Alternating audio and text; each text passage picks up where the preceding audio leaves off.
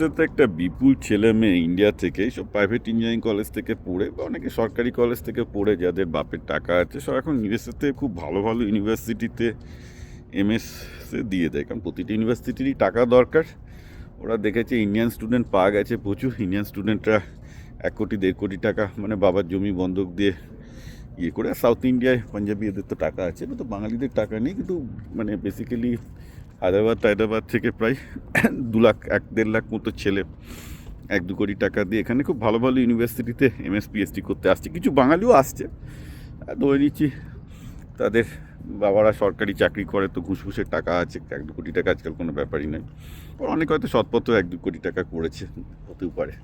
কিছু ব্যবসায়ী ছেলে পেলেও বাঙালি দেখতে পাচ্ছি, সব আমেরিকায় ভালো ভালো ইউনিভার্সিটিতে চলে আসছে। বিকজ আজকাল আমেরিকার ভালো ইউনিভার্সিটিগুলো আগে যেমন মেরিট স্কলারশিপের ওপর হতো, এখন তা না, এখন সবারই টাকার দরকার, টাকা দিলে সবাই চলে আসছে, কোনো অসুবিধা কিছু নেই।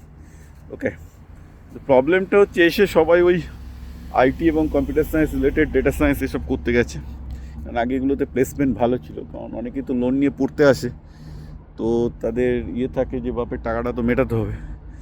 এখানে একটা জিনিস কিন্তু আমি খুব সিরিয়াসলি বলতে চাই, সেটা হচ্ছে এই যে সিচুয়েশান হ্যাজ চেঞ্জড, রাইট?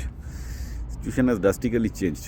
তো ইউএসএতে পড়তে যারা আসছে, এমনিতে তো ইমিগ্রেশনে ঝামেলা আছে, কিন্তু যারা আসছে তারা কিন্তু মেকানিক্যাল, বায়োমেডিক্যাল, বায়ো, ইলেকট্রিক্যাল, মানে একদম কোর ইঞ্জিনিয়ারিং, কোর সায়েন্স আসলে বেটার করবে। কম্পিউটার সায়েন্স আইটিতে আসলে কিন্তু ওই লোন শোধ করা কিন্তু টাফ হয়ে যাবে। So let be very clear, it's not a good time to be there. হ্যাঁ, কেউ যদি কম্পিউটার সায়েন্সে ভালো স্টুডেন্ট হয়, যে পিএইচডির মতো ভালো জায়গায় কাজ করার ক্ষমতা রাখে, ভালো student, it's a different issue.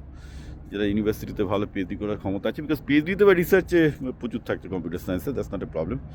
Research না করতে পারলে কিন্তু জব পাওয়াটা মুশকিল আছে। But on the other hand mechanical, electrical এগুলোতে কিন্তু জব আছে, অ্যাটলিস্ট তাহলে ইউএসএতে অ্যাবজর্বড হয়ে যাবে।